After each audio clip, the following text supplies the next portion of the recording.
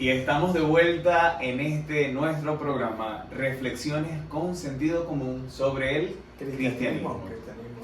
Hoy nuevamente estamos contando con la presencia de Jonathan González, mi buen amigo Jonathan. Él es estudiante de teología, el sexto semestre del Seminario Teológico Adventista de Venezuela.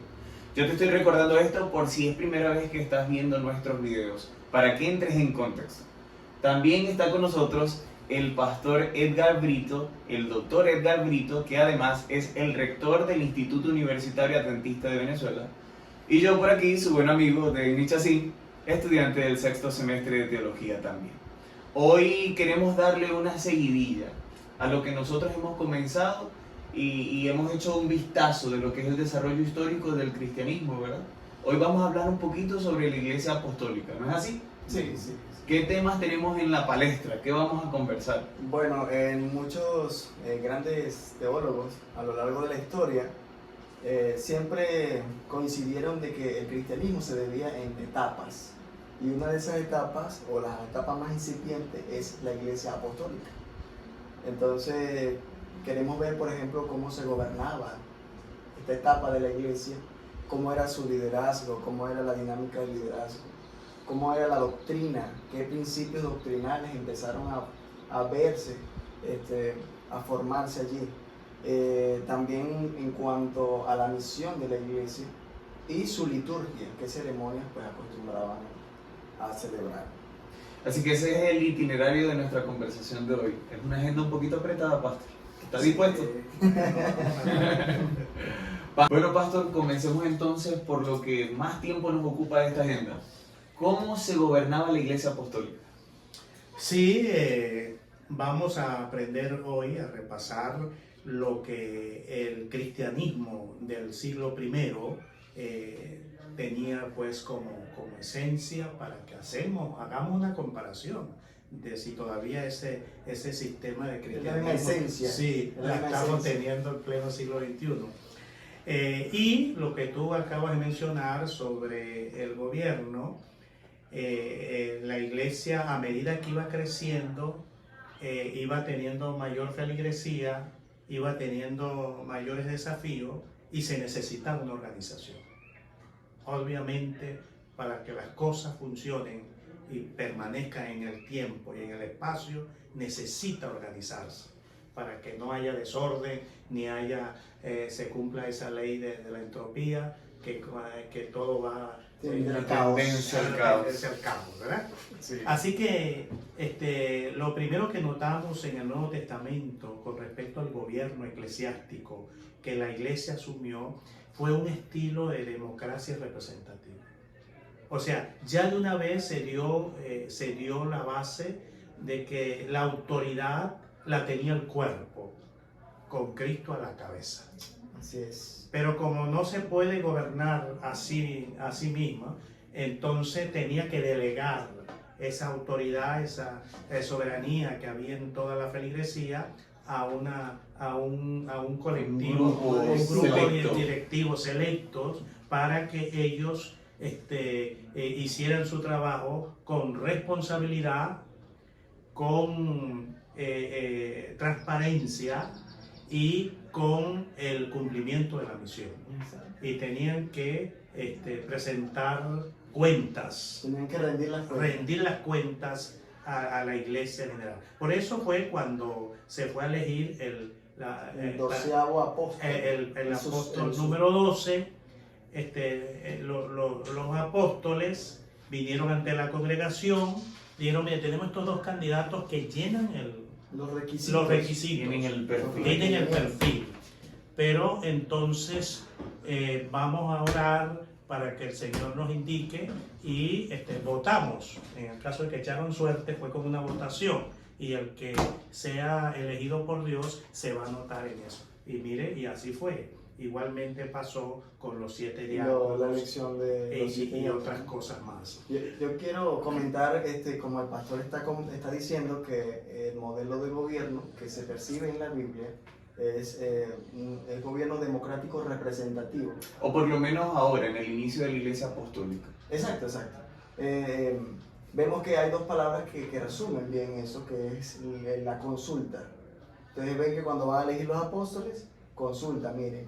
Y cuando van a elegir los diáconos, también consultan. Y en el concilio de Jerusalén, también consultan. Y luego llegan a un consenso. Exacto. Llegan a un consenso. Al final de cuentas, entonces, podemos decir que es consulta y consenso. Así mismo El es. modelo bíblico de gobierno, en este caso de la Iglesia Apostólica. Ahora, a pesar de ser a través de la consulta, del consenso democrático y representativo, ¿verdad? No se deja de notar la providencia divina actuando Definitivamente. en su iglesia. Definitivamente. Yo creo que esa era la característica descriptiva o el perfil que debía tener una persona que iba a representar el cuerpo de la iglesia. Tenía que ser alguien completamente disponible para ser usado por el Espíritu Santo, porque finalmente este es un movimiento que nace en la mente de Dios y es Dios quien lo dirige, ¿cierto, pastor? Así es, correctamente. Bueno, tenemos ya ahora una idea más o menos de cómo era el gobierno de la iglesia, ¿verdad? Y ahora hemos hecho un abrebocas de lo que era el liderazgo. ¿Podemos comentar algo acerca del liderazgo? Sí. En cuanto al gobierno, todavía no se ha dicho ni aún la mitad. No se ha agotado todo lo que tiene que ser dicho, ¿verdad? Porque al hacerlo ahora unido al liderazgo, nos damos cuenta en el Nuevo Testamento que 3 apóstoles fueron muy protagonistas de todo lo que se narra allí. Y tenemos al apóstol Pedro, el apóstol Juan y el apóstol Pablo. Aunque Pablo no era de los 12, él mismo lo consideraba así, que él era un apóstol de última hora, como un abortivo.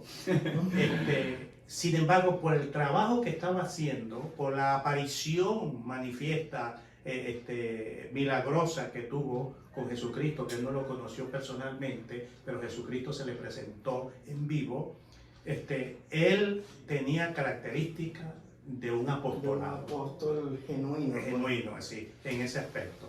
Entonces, vemos que el apóstol Pedro, que fue el vocero del grupo apostólico, eso no lo podíamos negar, donde quiera se ve que Pablo Pedro llevaba la voz en ese sentido. Entonces, hay algo que todavía nos perturba cuando no se interpreta como se debe, que Jesucristo dijo que él fundaba su iglesia sobre la roca, así como tú te llamas Pedro.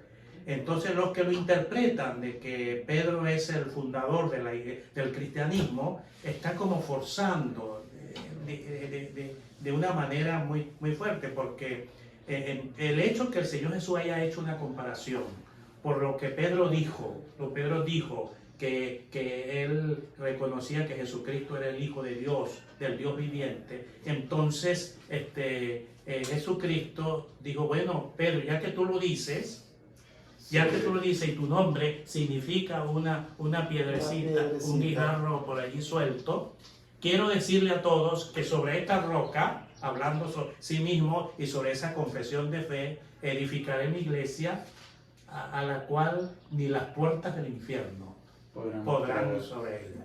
Así que el sentido común nos dice, ¿verdad?, como Pedro después lo reconoció en una de sus epístolas, de que todos los apóstoles eran como piedras vivas, que se reunían todos a la gran piedra del ángulo, que era Jesucristo. Sobre el fundamento. Sobre el fundamento. Entonces, como dice el apóstol Pablo, no hay otro fundamento que el que está puesto, que es Jesucristo mismo. Amén, por eso. Entonces, el sentido común, sin necesidad de ir al griego, sin necesidad de hacer comparaciones aquí y allá con cosas filosóficas, nos damos cuenta que ese es el liderazgo que el Señor estaba diciendo. Ahora, pastor, sabe que ahora que menciona lo del sentido común, ¿no? Cuando yo leí ese pasaje, creo que una vez lo comenté en una clase.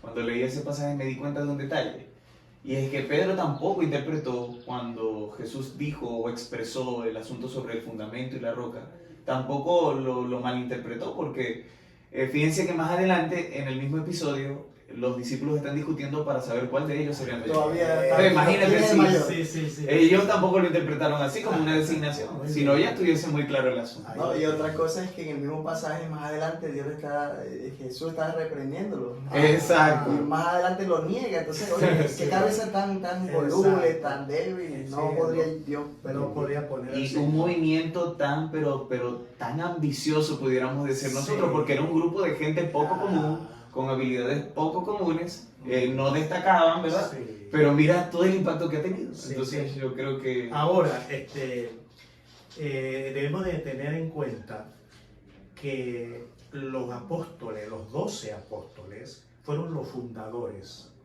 junto con Jesucristo, del cristianismo. Después que ellos desaparecen,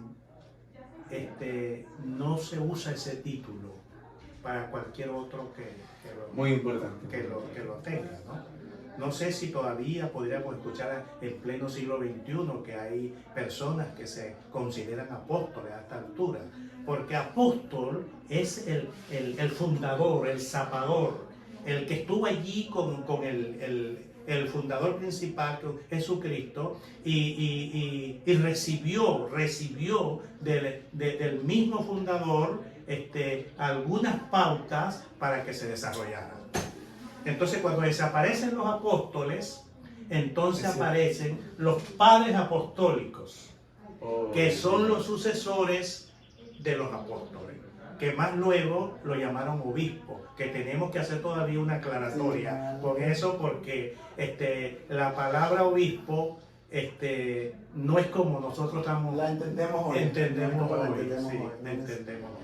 Hay un trasfondo que se ignora entonces de la palabra obispo. Sí, por eso digo yo que todavía no hemos dicho ni aún la mitad. Bueno, es que después de todo no podemos pretender agotar todo el tema Sí. en unos cuantos minutos. Sin embargo, yo creo que hasta ahorita vamos bien, pastor. Vamos Sí, bien. entonces cuando desaparecen los apóstoles físicamente, toman el testigo los padres apostólicos. Entonces, ellos se hacen llamar obispo porque la palabra obispo en griego significa anciano supervisor. Pero había otra palabra también para anciano, que es presbítero, que es el que está al frente dirigiendo una congregación local.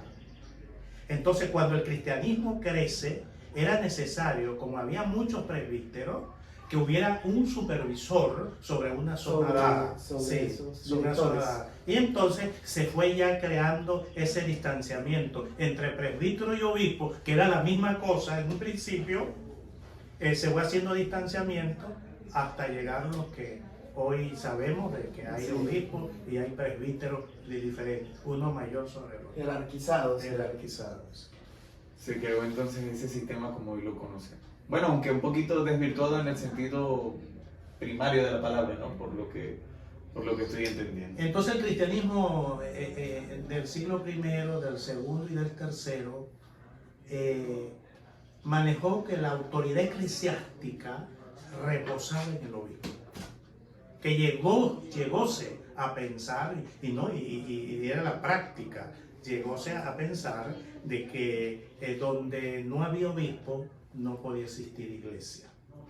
Tremendo. Sí, así que necesariamente para que hubiera una iglesia se necesitaba que hubiera un obispo, porque el obispo es ¿cómo se dice? La figura que hace... Donde sí, arroman las ovejas. Sí, algo todo así, eso, esa sí, imagen.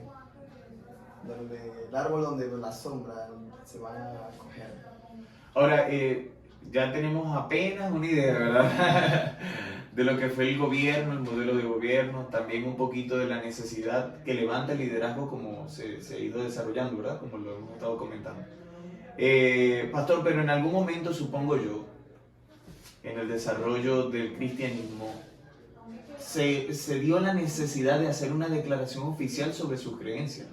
Sí, a causa de que había muchos testimonios orales y escritos. Tremendo. Dichos que Jesús había dicho, que había pronunciado, supuestamente, pero no se tenía seguridad de que eso era así. Entonces, como había ya esa especie como falta de organizarse, los dirigentes, empezando por la Iglesia Central de Jerusalén, empezó a pensar, vamos a hacer una confesión de fe. Vamos a hacer una confesión de fe que todo el que la acepte y la declare públicamente, como son los votos bautismales, ahora ya se identifica como parte, como miembro del cuerpo de Cristo, cuyo cabeza es el mismo. Así que entonces, esa declaración de fe es precisamente como la base de la doctrina.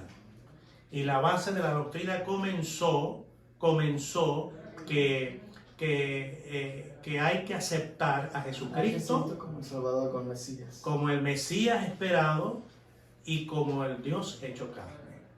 Tremendo. Dos cosas contundentes. Eso empezó por allí el asunto, ¿ves? Porque había gente que estaban creando ya teorías y herejías diciendo otras cosas. Fíjense que, por ejemplo, cuando hablamos de liderazgo, y no es echarse hacia atrás en el tema, en la conversación que tenemos, es mencionarlo a punto de referencia. Por ejemplo, en el caso de Pedro y de Juan, ellos se ocuparon de la parte de Asia, de la parte de este, en cambio Pablo fue más al occidente. Ahora, pero en esa expansión de la evangelización del mensaje de Cristo, se vinieron haciendo algunos desafíos, se presentaron algunos desafíos. Y por ejemplo tenemos la carta a los Gálatas, donde están los judaizantes. Y ese tipo de confusiones con respecto a las creencias hicieron necesario que, por ejemplo, se hiciera lo que nosotros conocemos como el Concilio de Jerusalén, que fue como quien dice la primera evidencia congregacional o corporativa de una declaración de fe. Correcto, porque los judaizantes, que eran cristianos, que estaban porfiando que no se podía aceptar a un gentil en el cristianismo a menos que se hiciera judío primero. Y eso lo batalló fuertemente el apóstol Pablo, porque él no quería que el evangelio fuese filtrado con esas ideas, porque lo iban a perturbar. Iba a causar mucho daño. Sí. Así que era necesaria una declaración de fe, al menos así lo vemos desde nuestro punto de vista, precisamente por esos desafíos y esos problemas que se están generando en el seno de la congregación. Claro, ¿no? Y la expansión del cristianismo, ¿no? La expansión del movimiento, nuevos adeptos, nuevos seguidores, varias voces levantándose al mismo tiempo. Yo creo que fue dirigido por el Señor el tener que hacer una declaración contundente, evitando que de repente la cosa se saliera de control. Por eso el orden es muy importante, ¿no? El orden es importante. Ahora, ya tenemos la primera mención de la declaración de las doctrinas. La primera mención de la declaración de las doctrinas, y yo creo que eso no está muy alejada de la realidad que nosotros hoy vivimos como iglesia, independientemente de cualquier denominación. Yo creo que en algún momento todos hemos sentido la necesidad de tener que contar con una declaración oficial de la postura de la iglesia. Eso es. Así que yo creo que eso puede ser una ilustración muy básica de lo que fue la experiencia con respecto a este tema de la iglesia apóstola. Sí, correcto. Y hay otras cosas que mencionar con respecto. Ya hablamos que los judaizantes eran un desafío, pero luego se presentaron otros más. Con la expansión a medida que el mensaje se expandía, otras personas empezaron a articular ideas extrañas con respecto a la persona de Cristo, con respecto a su naturaleza, y entonces se presentaron otras herejías, como por ejemplo los ebionitas y los docepistas, el movimiento gnóstico. Entonces, el testimonio, por ejemplo, del apóstol Juan, al final del siglo I, fue muy contundente. Y él en sus cartas pastorales, él dice, mire, aquel que no confiese que Cristo vino en carne, pues ese es el anticristo y no lo reciban ni se junten con ellos. Así que era necesario ponerle un parado. Pero miren una cosa interesante, que en el Antiguo Testamento, aunque haya asomos y eso, pero el judaísmo tenía como confesión de fe que solamente un solo Dios, el monoteísmo estricto. El monoteísmo estricto. Pero resulta que cuando Jesucristo viene en carne, él dice que él y el Padre son uno. Un conflicto tremendo. Sí, y entonces ellos Entonces, no solamente es el Padre, el Dios, sino también el Hijo. Choque. Entonces, sí, ya eso, pero se iba desarrollando, viendo a ver cómo iban a hacer. Después Jesucristo dice, mire, yo me voy, pero viene otro consolador para que esté con ustedes. Ahora ya son 3. Entonces, ahí comienza lo que se va conformando, lo que se conoció después como la Trinidad de la realidad. Sí, entonces vean ustedes cómo se van formando las cosas y era necesario de que la iglesia conservara eso y que no dejara que las herejías pudiesen cambiar el concepto. No, y ahora imagínense si en ese tiempo fue necesario hacer una declaración por estos movimientos que se estaban levantando. Me imagino intentando cubrir espacios en blanco, cosas que no lograban comprender en su totalidad. Es algo que también sucede hoy, De hecho, la creencia bíblica de la deidad, Padre, Hijo y Espíritu Santo también hoy está cuestionada. Sí. Hay muchos movimientos que se levantan. Y si en aquel tiempo donde todavía estaban los testigos oculares que estuvieron con Jesús, era necesario hacer eso porque estamos hablando a finales del siglo I, todavía estaba Juan, Sí. de primera mano, uno de los más íntimos discípulos y seguidores de Cristo. Cuánto más hoy día, pues necesitamos el respaldo y el auxilio de la Sagrada Escritura. Hace unos días conversaba con una amiga y ella me comentaba precisamente sobre un tema doctrinal. Me decía, yo me siento un poquito mal porque a veces intento conseguir a alguien que me oriente y la mayoría me quiere dejar este tema como a mi criterio propio. Entonces yo decía, bueno, eso está bien en algunos aspectos. Creo que cada uno debe tener un criterio personal y muy propio de su experiencia con su relación con Dios, con la verdad. Pero también creo que es necesario que se levante una voz oficial que marque también el rumbo sobre un punto que esté en debate. Yo creo que eso es importante también. Y hoy vemos que en base al liderazgo que se formó fue una bendición para la iglesia que sucediera así. Así es. Y por eso se articularon muchas cartas, más de 14 precisamente. cartas pastorales de parte de la pluma del apóstol Pablo, precisamente para lidiar con estos asuntos de diferencia de creencia, problemas en la congregación, desórdenes de diferentes tipos. Por eso Dios necesitaba ordenar en este sentido a su iglesia, a su pueblo. Ahora ya estamos viendo las similitudes, ¿verdad? De lo que fue el movimiento de la iglesia apostólica. Y vemos algunos ecos de la forma en la que hoy nosotros nos gobernamos como iglesia, el liderazgo, la forma en la que se designa el liderazgo, los perfiles que estos líderes deben tener. Y ahora, ¿y la liturgia?